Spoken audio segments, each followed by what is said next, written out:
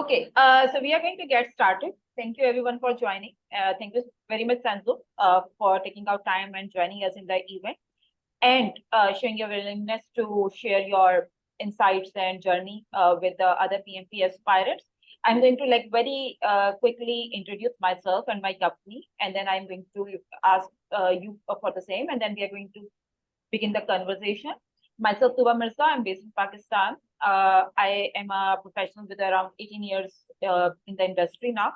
I am a trainer and consultant by profession. And before that, I have around 18 years in the industry as a project manager, program manager, portfolio manager in the technology sector.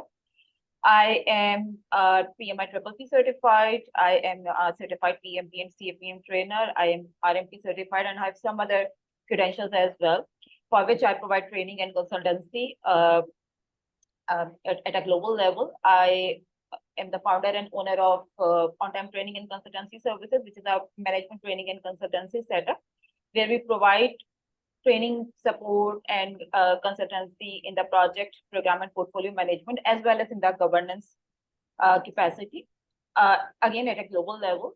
So this is a brief about us, and now I will request Senzo to do a brief introduction about himself, and then we will begin the conversation about the PMP. Yes, okay, Senzo. Thank you. I can't say good morning because I don't know what time zone everyone is, but I would like to say welcome and thank you for joining. My name is Senzo Ntombela. I am going to be sharing a story of how I worked with Tooba as a mentee. But before that, I would like to start this and by explaining myself and how I got to where I am today. So the journey started in 2013 when I worked for a company in South Africa called Transnet. It's a freight rail company responsible for goods transportation. So I was a technician there, and that's where I was in Cape Town, one of the regions in South Africa. Stayed with the company for 5 years and left in 2019 to go and join another company in South Africa, which is a systems integrator. And I was responsible for planning and design and happened to find myself in major projects in that company, where I was not a project manager, but I did a lot of work of project management in those roles. Left the company in 2022 and worked for one of the OEMs. We all know Huawei. So I worked for Huawei for a couple of months and left Huawei to go and join Nokia, where I am currently as a senior optics technical project manager. And yeah, it's been almost 2 years now. In November, I'll be finishing 2 years with Nokia. And that's about me. Thank you so much, Senzo. And of course, you have a lovely professional journey. So, Senzo, this is like the very common question, like why PMP? Why one should go for PMP? So, what is your answer to that? Okay, well, the reason for me to go for PMP was actually a step to a bigger picture. I took PMP as a first year in a university student's life, where you say you want to do your first year for you to complete a qualification. I have a journey that I want to proceed in, which is getting my PGMP and PFMP. And yes, I know people who just jump straight to PFMP, but for me, that was not the plan. So to achieve all of that, I had planned to first do PMP, which I've already done. And the next step now is to go to the next one. So to do PMP, I wanted to understand the processes behind projects. As much as we work with projects on our daily basis and we deliver based on the structure of project management departments, but to get the understanding and the know-how, the structures behind managing projects. Not only that, a lot of things that we do or tend to do as individuals and companies is not understanding certain stages of the career. For example, you hire someone to join a team which has been working together for 10 years, but you don't give them that time to develop within the team, which is something I also learned with the PMP, which helped me as well to understand what happened to me when I joined one of the projects that I'm working with. So it's basically a step-by-step process for me to actually eventually end up in a bigger role in the project management space. Great. And the place where you are working, Nokia, do you find PMP certified project managers over there? Yes, yes. One of my project manager in the project I'm with is PMP certified. Great, great, great. So yeah, so people actually understand who you work with. They understand what is PMP and why it is needed and how it helps. Right. Great. Yes. Okay.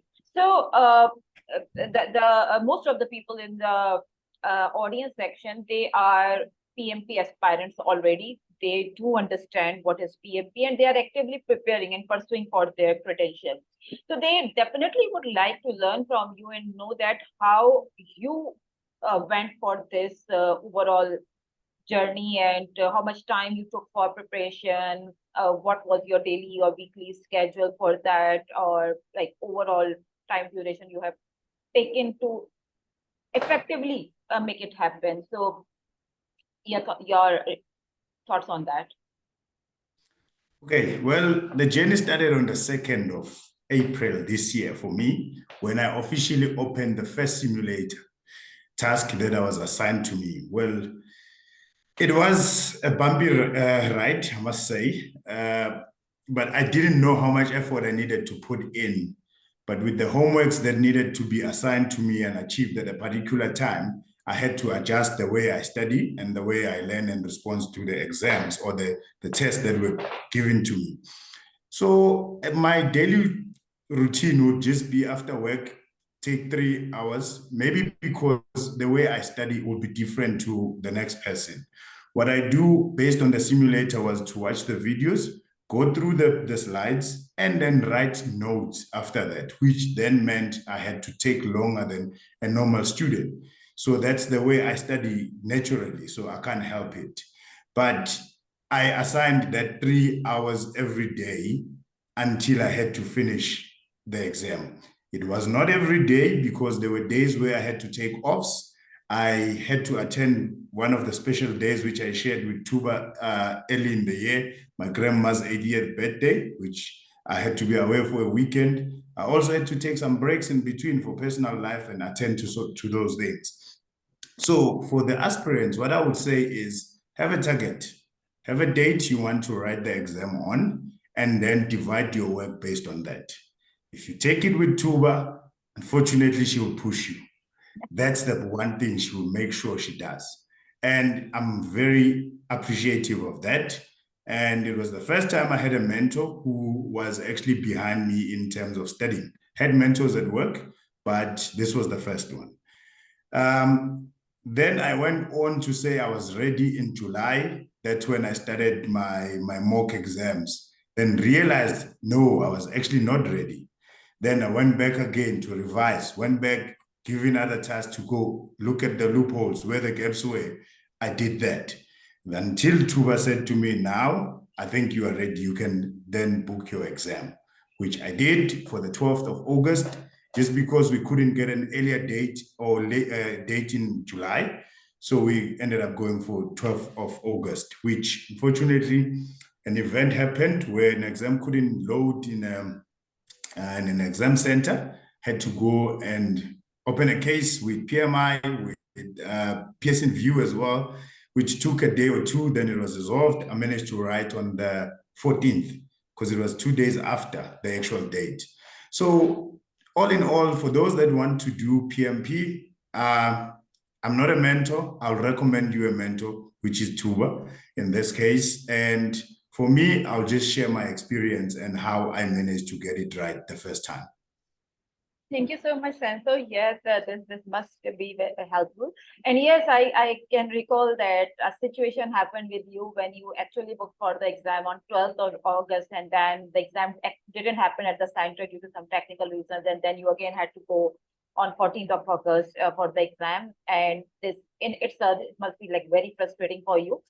But of course, you know, in projects, situations can happen like in your other tasks and other ventures as well in life. And that was the case with you, but I really appreciate that you tackled that like really sophisticatedly, and you didn't give up. At times, like in these situations, people like start thinking that probably, I mean, it's not going in the right direction. Probably I should wait, or take my time to get it sorted and this and that.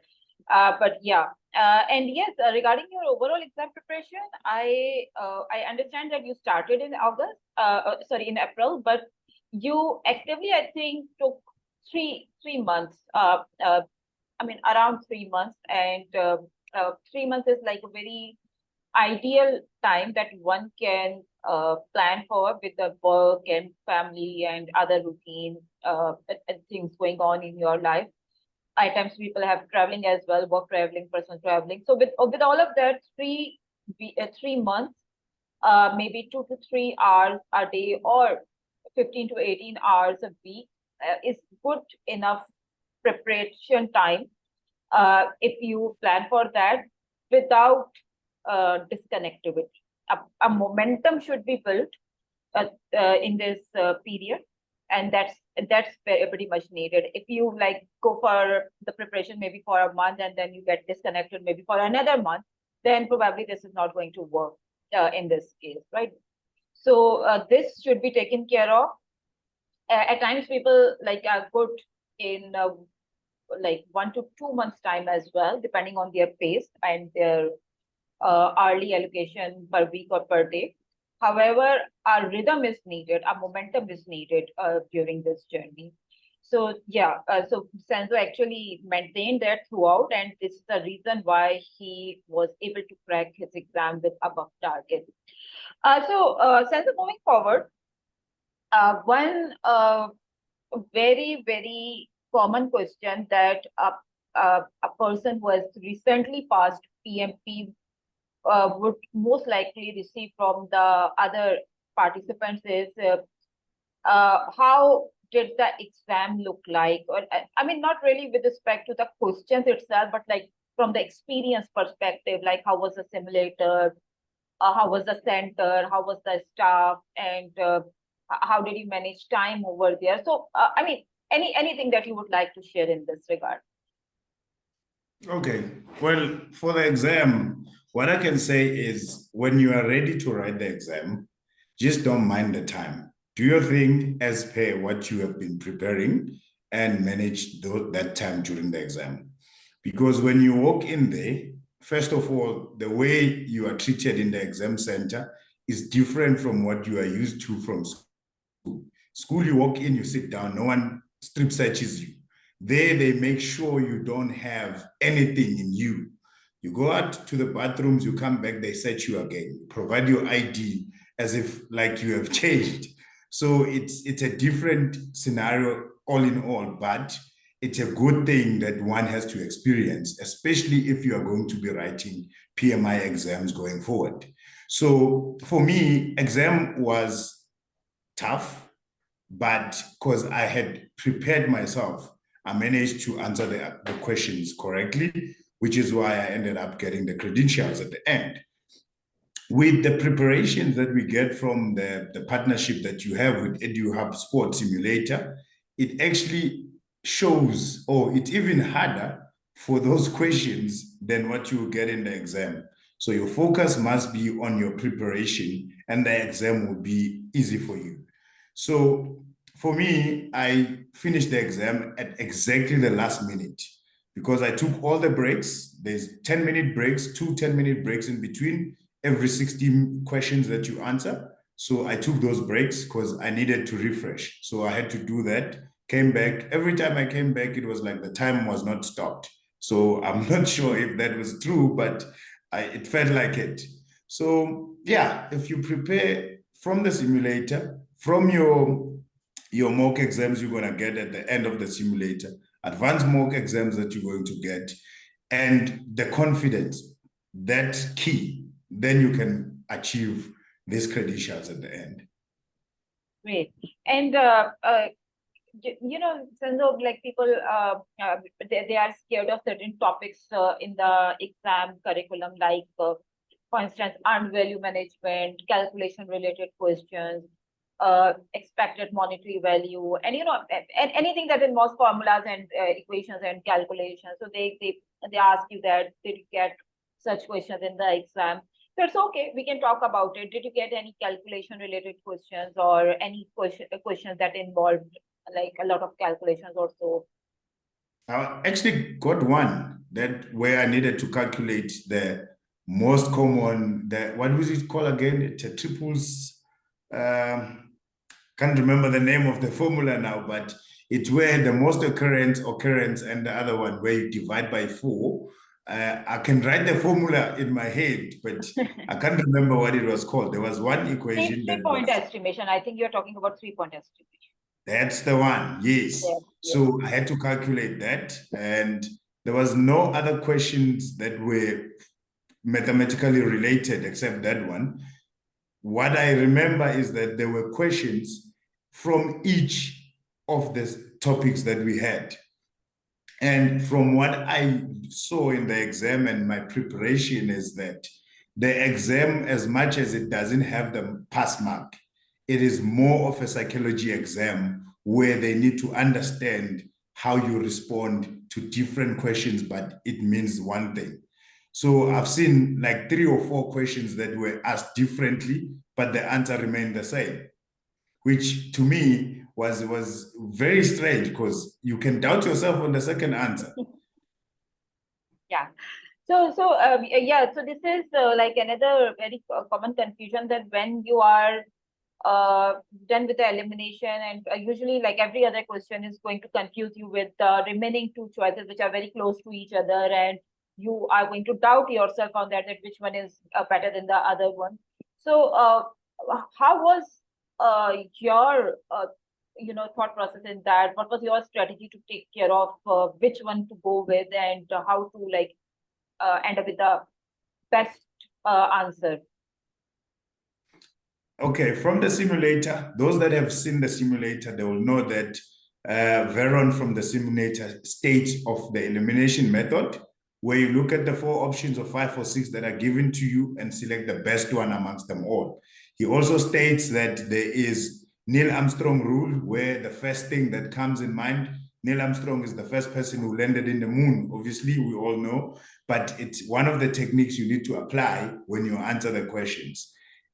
During your classes, when we attended the 6-week classes, you also mentioned that you need to read through the question. If you don't understand it, read it through twice. Select the keywords. That's where the key of this answering the exam will be. Because one of the things I've noticed during the exam is that they will tell you what is the last thing you can do as a project manager, or what is the least thing you can do as a project manager. Those 2 words can determine what answer you choose during that question, which is least and last in this case. Yeah. So basically in the exam, they expect you to know the project management mindset as per defined by the PMI best practices and its standard, as per the curriculum task defined in TCO, as well as the best practices defined in the project management body of knowledge, the most recent edition, of course, which is 6 and 7.4. So they expect you to know what PMI recommends in a particular situation to do, rather what you do in your job or at your work, because most of the time it's not going to align with what you do in a particular situation, even if it works out. So then they expect you to know the standard, they expect you to know the PMI's best practices, they expect you to apply those best practices in certain situations. And this is exactly what exam tests, along with multiple other personality traits like decision making and conflict management and emotional intelligence, your like your power to resolve the conflict, your power to like choose the best thing in a particular situation, depending on different environmental factors that you may come across in that situation. They expect you to apply all of that during the exam. It's not only about the knowledge, right? So they want you to be a full package, a complete package as a project manager during the exam, even when they are not in front of you, they are not interviewing you, they are not checking you real time.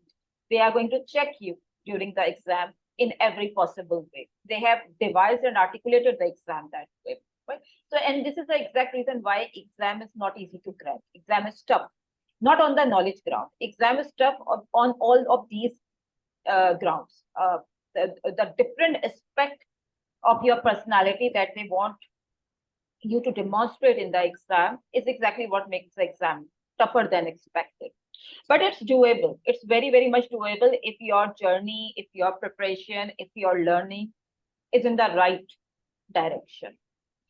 Okay, so moving forward, of course, every credential offered by PMI, it has a process, and the process is like getting eligible, followed by applying for that credential on PMI website, followed by writing your exam, and of course, if you pass it, then they are going to provide you they are going to award you the credential.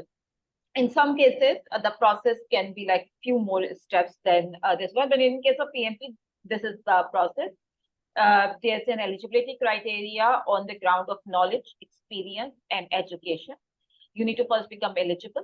Once you become eligible, then they expect you to demonstrate your eligibility fulfillment on the application. And once the application is approved by PMI, then they give you 1 year eligibility period within which you can sit in the exam and you can take your exam. So at times people are very much scared of the application process as well. And I know many people around the globe who find application process tougher than the exam itself, which is not at all true. Application process is the easiest thing to do in this overall journey. So how was your application process? So what do you want to say? Yeah. For me, it was smooth. As much as it was scary because I didn't know where to start, but you guided me through. So at the time when I contacted you in March to try and understand how am I going to go about getting the credentials at the end, you explained a step-by-step to me and said, first of all, you need to first check whether you qualify.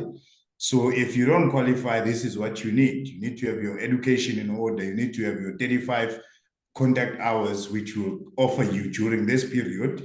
And then I followed that.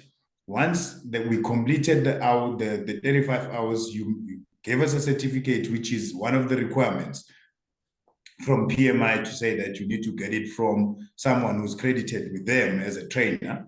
Then you apply. Once you apply, you also need to indicate the project you've worked on, which most people don't document the project they've worked in. Luckily, in South Africa, most technical individuals which are registered with the body of engineering, they have those reports where they write down details of the project they've worked in because it's a requirement. So I'm not sure about other countries, but if you have that recorded, you need to use it for your application. However, you also showed me a structure of how I needed to structure the application for my site, which after I sent that application, it took 2 days for PMI to respond, and then it was successful. And then it was a matter of now going for an exam, which again, you think, how am I going to do this? It's easy if you have someone who has done it and has been doing it over and over again, who can guide you through, then which was part of the package which we paid for as a mentorship fee. For me, I feel like we got more than what we paid for. For those that are actually being under your mentorship will attest to this. And I've seen with individuals on LinkedIn that write on their recommendations as well, that that's how they feel. So for me, it wasn't really difficult. It wasn't really difficult. With PMP as well, it's always scary before you start. That's what I can say. Yeah, thank you very much, Senzo. And yes, those who come to us for mentorship, we provide the end-to-end package, which includes the application support with approval guarantee as well. And of course, we guarantee approval because we know how to write it as per the PMI's expectation. And PMI's expectation, again, is the same. They expect you to apply your real life project management experience in a way they have given that project management life cycle, like from initiation till closing, in your respective project, no matter how big it is, no matter how small it is, but how have you done, for instance, things in initiation? How have you planned your project? Which artifacts you have created? How did you execute? How did you manage your team? How did you facilitate your customers, sponsors, monitoring, controlling, KPIs, metrics, tracking, keeping the project on track within thresholds, limits? How did you do the closure? I mean, they expect you to know what needs to be done. So at times people like they have this misunderstanding that my project is very small. I mean, it was just 1 month project. It was just 3 month project. I mean, it doesn't matter. A project is a project if it fulfills the definition of a project. As simple as that. It can be a 1 month project. It can be a 10-year project. And PMI considers the project the same way. It's only about how you map your experience to the PMI mindset and life cycle. You can map it domain wise as well, like people, process, business, environment domain. You can map it towards the life cycle as well. I'm personally like more in favor of mapping the experience via life cycle than the domain. And I always do that, and my applications are always accepted. So far, I don't even know the count of the applications that I have supported, and but I know that none of my application that has been assisted by me, none of that has been rejected by PMI because it fulfills the criteria that PMI expects in the application. So it's only about writing the right way, and this is exactly where the mentors help. So yeah, this is about the application thing. But I can tell you like with certainty that application is the easiest step in this overall journey. That's for sure. The application is nothing to worry about. Then moving forward, the favorite question, the mocks, the simulators, the different preparatory material, different samples, templates, training materials, different artifacts that we have provided throughout this journey. How helpful was that? And our overall mentoring and guidance that you have received from me, because I was your mentor in this journey. So your genuine opinion on the mock exams, the material provided, the different artifacts provided, and the overall mentoring, training, and guidance by Ontime Training and ETU HubSpot, because we partner with ETU HubSpot for the preparatory simulators for PM. Okay. Well, I'll start with saying that for my preparation, I didn't read or study any other material except that was given to me by the simulator or in the form of the mock exams or the recommendations in terms of the advanced mock exams that you made. I didn't read any book beside that. I went through from day one on the simulator. When I was at the time where we did the simulator and the classes, because I started late with the simulator, so it had to overlap with the classes. So during the classes, you'll find that some of the equals I had completed, which made me look smart in class, whereas I was just like any other student, because I had completed a certain topic at the time. But with the material that you get, you are guaranteed that you will pass the exam if you understand and follow the material. Because in the material, what they teach you is understanding the concept. Because beside understanding the concept, PMP will be a mountain to climb. It is always enforced to you to say, understand the concept, then it's easy. Not how we do it during our work day or during our work life, but how PMI wants it. That's the key, because when you start PMP, you need to wear the PMI hat. Let go of your project management hat that you know on the daily life, not that forget it, just let go for it and do what PMI wants. That's what I did, and that's what was recommended to me to do. We went on the test. Each and every task that was given to us had a test to write. Some of the tests, I was even doubting myself to go back and continue with PMP. But Tooba said to me, it is like that. You are not the only one. Do it again. Then I did that. Got it right the second time, but continued with doubt, saying that how can I get such a mark when I spend so much time preparing for this? But like I said at the beginning of this call, the preparation is more difficult on purpose to make sure that you are ready for the exam. Got to the mock exam. Mock exam number 1 that I wrote, I couldn't finish it on time. It was timed. I couldn't finish it on time. I think I left about 50 questions that I didn't write. I couldn't sleep that day. Came back and said, this is what I couldn't do, which was at the point where I wanted to give up. I couldn't give up because I had promised myself to say this. I want this thing and I am going to get it. So I went back. Well, Tooba will always say, just do it again. Sometimes if you lack that motivation, the first thing you'll do is block her on your phone and then continue with your life, which I didn't do because I wanted to get this. The mock exams are key to getting this. I said it on LinkedIn. I am saying it here on this call.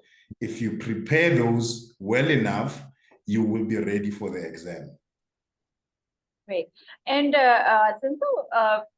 so for those who are considering to join our mentoring and training classes, they are interested in knowing that how much material is going to be provided from our side, and is that going to be enough for exam preparation. Let me tell you that we provide a full-fledged simulator by EDU HubSpot, as I've already mentioned.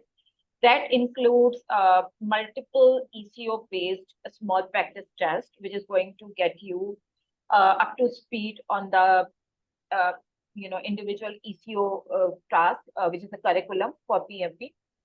Along with that, it offers multiple learning videos, tools, and 4 mock exams, which are full-length mock exams to test your final preparation.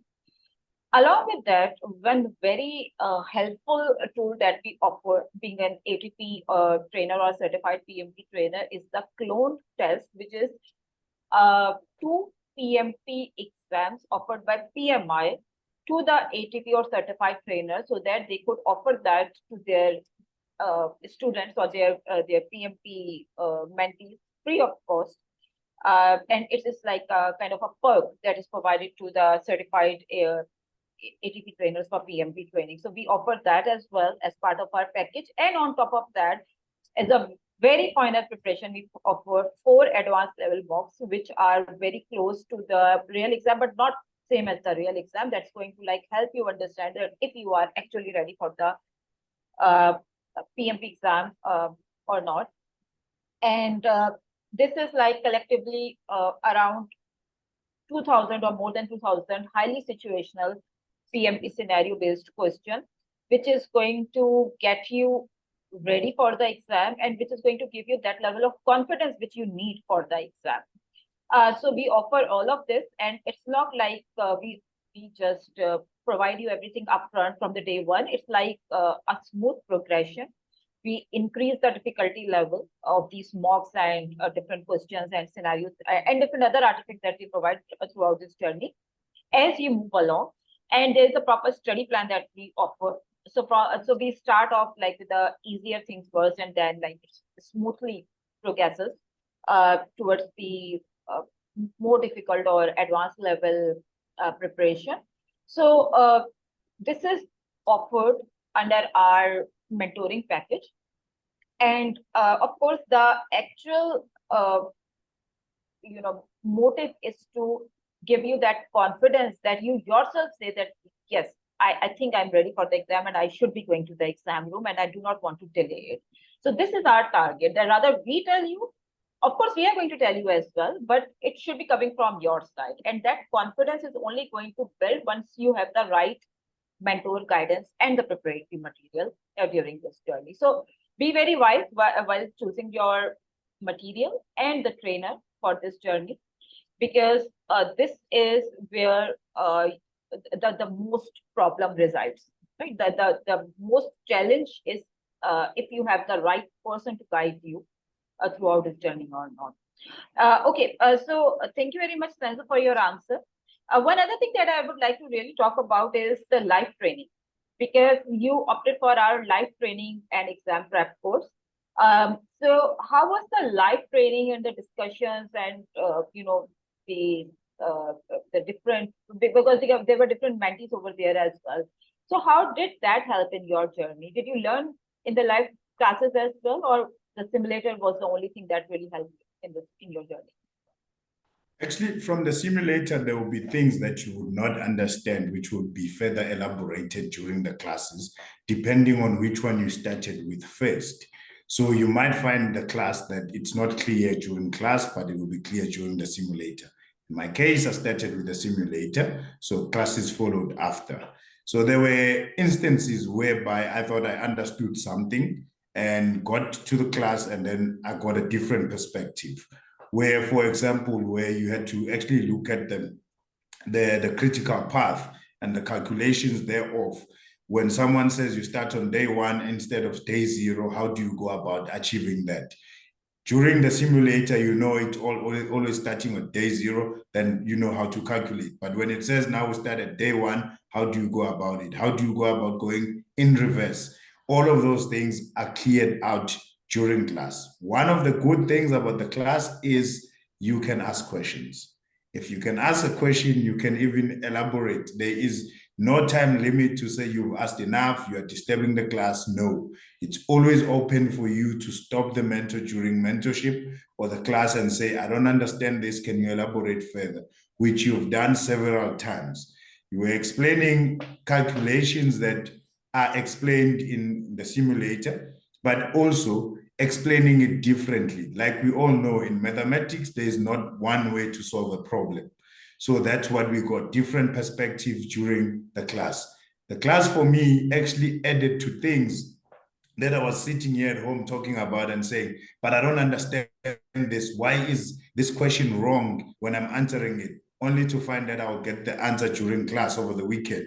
The classes are 4 hours, Saturday and Sunday. For me, which was 5 p.m. to 9 p.m. South African time, it was different time zones for everyone. Remember, some of my classmates were finishing at midnight because to them, their 9 p.m. in my side was midnight.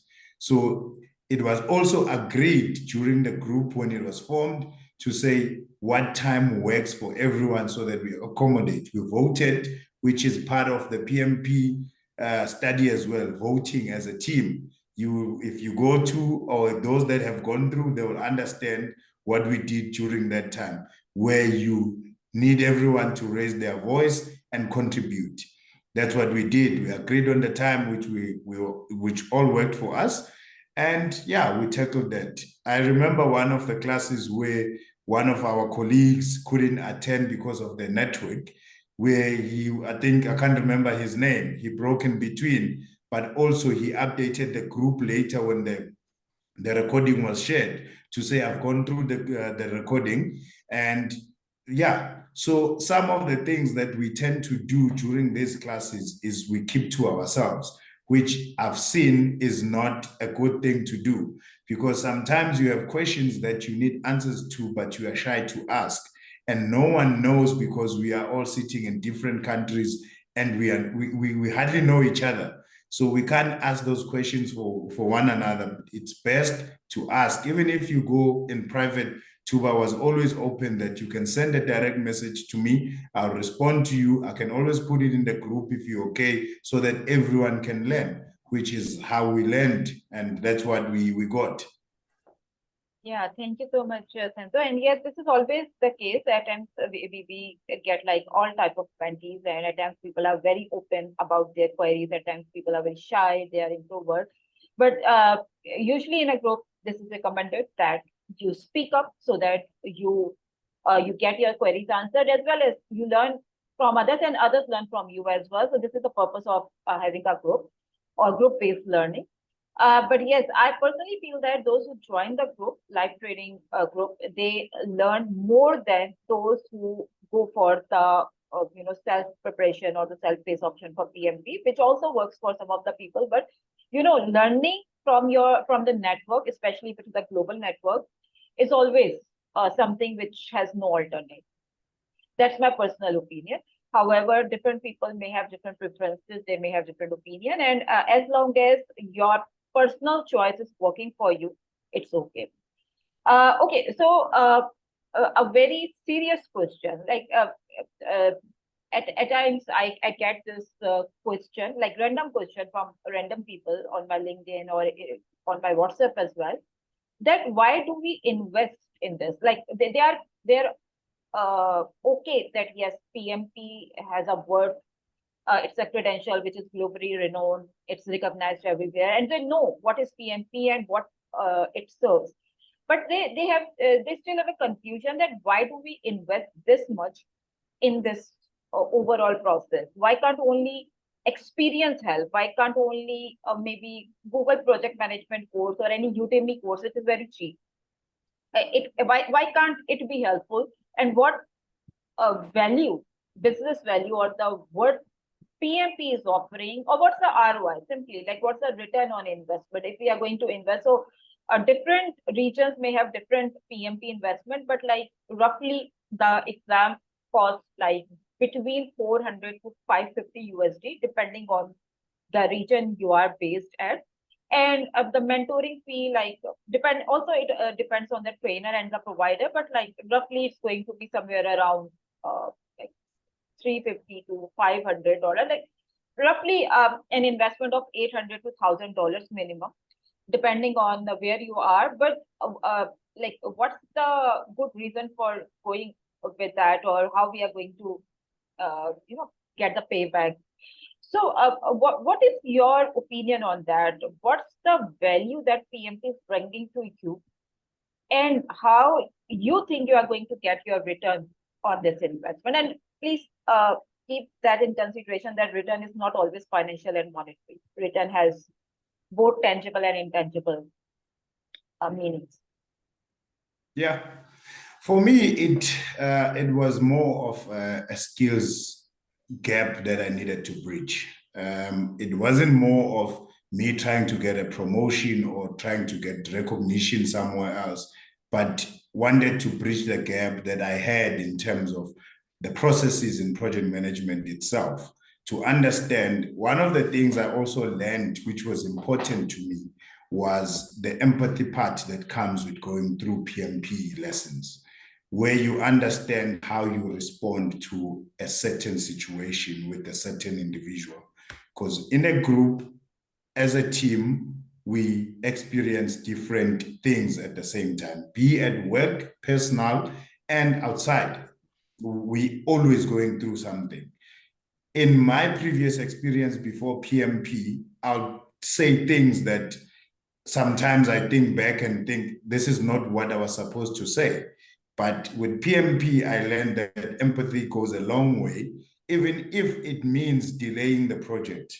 That's one thing that people don't realize, that an individual's health is more important when you know the right approach. I didn't know that. I knew it through PMP. For me, it was work. It needs to be done. I learned during PMP.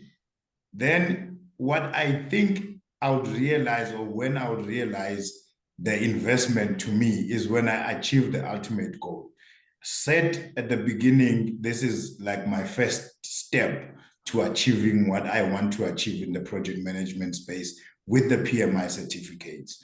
So the gap that I needed to bridge with PMP has already been covered, but still, that's step number one. I still need to go through step number two to understand now what happens when the project is now 5 under the program. What do you get? That's my next goal. So for me to answer this and say I needed it because I want recognition in terms of promotion, no, that won't be true. I just needed to bridge that gap which I had between the technical experience that I have with the project management that I'm facing as my current role, although it's 90% technical, but it's still a project management role.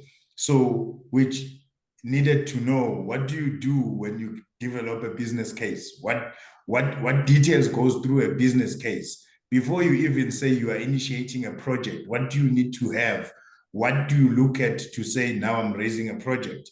All of those things, you can just think of them and say, I can get a contractor can do this for me, which is something that you can do in-house. Well, it's not always in-house because of skills. That also you get to learn during PMP. When do you go outside to outsource for certain services? And it's easy, buy and sell solution. That's what you learn during PMP, which I also did learn. Well, I had done before with my previous experiences with Transnet, for example. We went on an RFI where there was a request for information to deploy a certain technology where the OEMs come with input. That's one of the things. Research internally may not be enough. So you see, it also boils down to the gap that I'm talking about in terms of the skills. That is the return in investment that I wanted and I got with PMP, and still going to use going forward until I start the next milestone.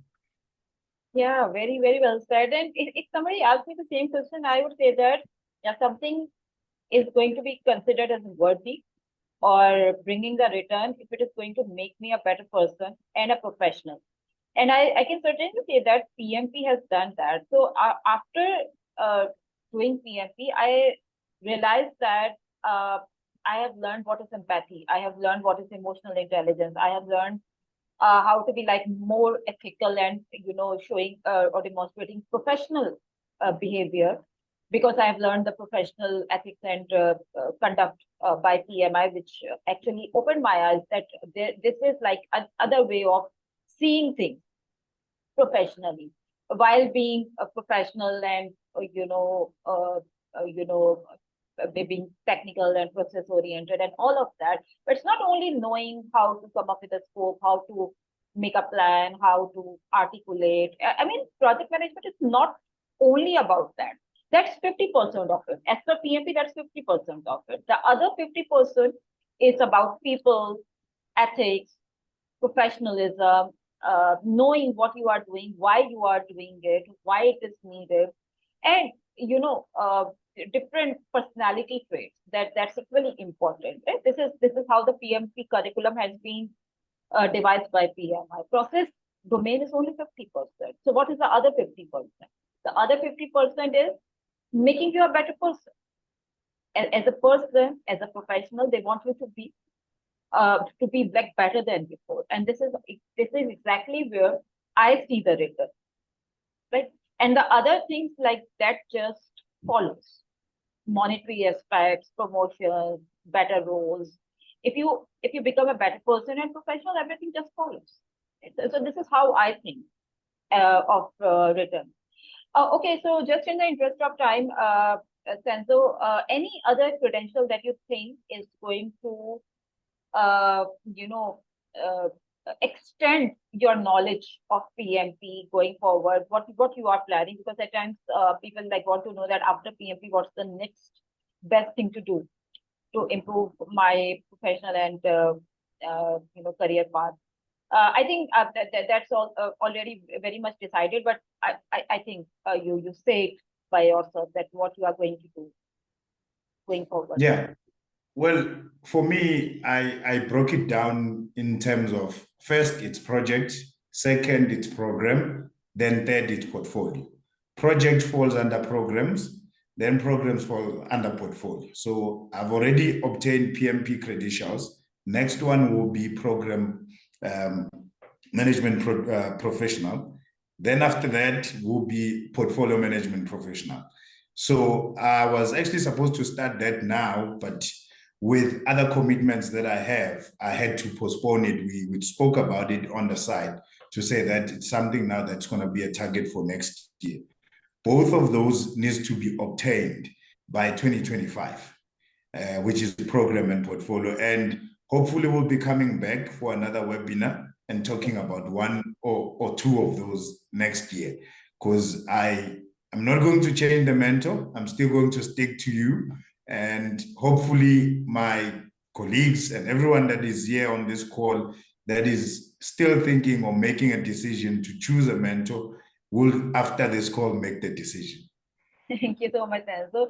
Yeah, so those who have the same question, I would definitely recommend going for PGMP. It's program management is your current path or is going to be your career path 2 years down the lane, 3 years down the lane, because if you're thinking of going in a certain direction, the preparation is going to happen now. The preparation for that is not going to happen, at that time. So that's like kind of a, kind of a preventive measure that we term as, or that's like getting ready for something. So this is our advice, and project management knowledge that you are going to acquire in PMP is going to be very, very helpful in your program management knowledge. Although the concept of program is very different and it's very extended, but your project life cycle knowledge is very, very much helpful in that.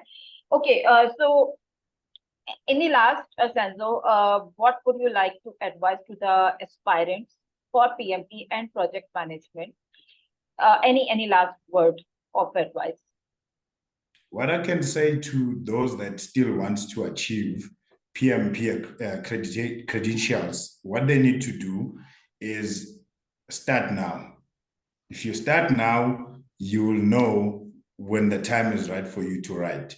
And please do not push it too long. Like Tooba said earlier in the call, the right time is 3 months, minimum 2 months that you need for preparations. If you can achieve that, you'll be ready to write the exam. For me, it was like that. I did it in 3 months, then I got it. So for those that are still deciding whether they want to take the project management direction or the PMP direction or not, PMP is not only for project managers. It is for all those that work with projects, be it someone that is a designer in a particular project. They need to understand the whole process of the project. You'll actually learn a lot with PMP. Thank you so much, Senzo. And yes, that's a very, very wise advice, I would say. And this is not only for PMP, this is for everything that you want to achieve in life. If you want to go for it and you think this is the right move, your brain is giving you that signal, then maybe now is the right time. Just go for it. Start doing that, and you will automatically see that the path is going to be created for you, right? Once you start striving for something, the path is automatically going to appear in front of you. So with that, we are going to end the conversation, and now we are open to take your questions or queries. I think there are a couple of queries already there in the comment box, and other than that, if anybody has got any question for me or Senzo, just maybe place that in the comment box or unmute and feel free to ask yourself. Let me first read out what Aisha is asking. So Senzo, this is a question for you. How did you revise the material before sitting for the exam? I always feel that I know nothing and need more time for the exam preparation. I think this is a common query. Everybody feels that they know nothing before the exam. So yeah, any tips? So my revision was mostly on Agile. I went back to Agile and then did the mocks again and again. I didn't revise everything because of time and the target that I have set, but I made sure that whatever that I had prepared, I had written notes that I was just browsing through to see if I had missed something.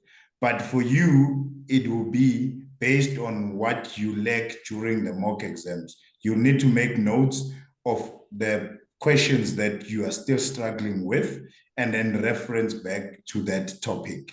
It will be the best way to do it. Great. And because Aisha is actively preparing for the exam, so she also wants to know that what was your percentage of the mocks and the clone test that you have attempted on the simulator before sitting in the exam? Only if you want to disclose that, so that's totally your call to make. Actually, you were good, so you can disclose. Yeah, well, the first attempts on the mock exams, especially the advanced one that I will refer to, for the first attempts, I got over 125 in most of them. And then the second attempt, they were all over 160, right? I think I remember too that I got 170 on out of 180. Yes, you got 80s and 90s in your second and later attempts. And in your Yes. first attempt as well, it was not lower than 60s. I can recall. So yeah. Yeah. So yeah, so as a rule of thumb, if you are attempting the mocks for the first time, anything between 55 to 60%, a score between 55 to 60% is considered as okay to good. Of course, greater than 60 is recommended, but if you are getting 55 to 60% with time management and you are completing everything, then you are doing a good job. And in the second attempt for the same mock, we expect that you at least score somewhere in 70s or 80s. And for the clone test, this can be a little lower because clone tests are hard. So even if it is like in the 50s or early 50s or so in the first attempt, then this is also okay. But in the advanced mocks, because by that time we expect that you must be through 80 to 90% of your preparation. So in the advanced level 4 mocks, we expect that you at least score above 65% or so in the first attempt and in 80s in the second attempt. So this is a criteria defined by us as a mentor. And if you do that, then most likely you are ready for the exam. Or if you are falling in that criteria, then most likely you are ready for the exam. Those who are not following, because they are not our mentees, so we just want to state that there is a plan with a properly defined criteria for every test and every mock exam, and we expect the mentees to achieve that. And if they are not able to achieve that, then we expect them to revise to repeat that so that they get to that point. And this is how we do that. Anyways, any other questions for Senzo? We have a couple of minutes remaining. Anybody want to ask anything? You can just unmute and ask because we have only 2 to 3 minutes left to wind up the session. Okay, I think.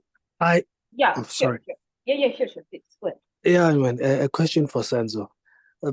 Before doing your PMI, Senzo, what previous project management experience besides the technical roles which you play in projects, but running the project yourself, what previous experience did you have prior to your exam? Well, I had quite a vast introducer because what I did at my time at Altron was we got a project for one of the biggest utility companies in South Africa. We all know it. I won't mention the name here. Is that we did the design. Once we did the design, we needed to arrange the team. After arranging the team, also needed to do the deployment plans as to how the team are going to be deployed across the country, which is part of the things that you need to cover before, or you'll also cover in PMP lessons, knowing how the team development according to Tuckman's ladder is done. So I did that before. And also going back to my days at Transnet, I actually realized I've been working on projects without realizing I was working on projects, because when I was still based in Richards Bay, I did a project between Mpumalanga and KZN, which I did with my mentor at the time, where we rolled out a system for power monitoring system in the substations. That also came back when I realized I've been more on project than I've been with any other specific role that I have done. Although it was technical portions of the project management, I've been involved on all of that. Thank you, Senzo. Great. Any other questions? All good? Okay, so I think we are pretty much on time. Thank you very much, Senzo, for taking out time and sharing the wonderful journey. I thoroughly enjoyed the session, and I hope the participants also enjoyed that as well. Thank you, everyone, for joining.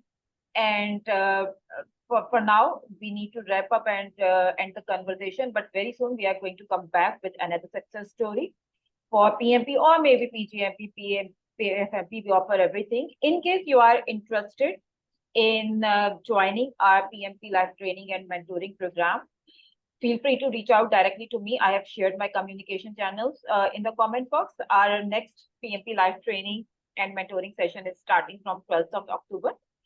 And I can provide you the details if you reach out to me on my WhatsApp number. Thank you very much, everyone. Take care. Have a Thanks. good night. Thank you. Yeah. Thanks. Thank you, Senzo. Thank you, Tooba. Yeah. Cheers. Bye. Bye.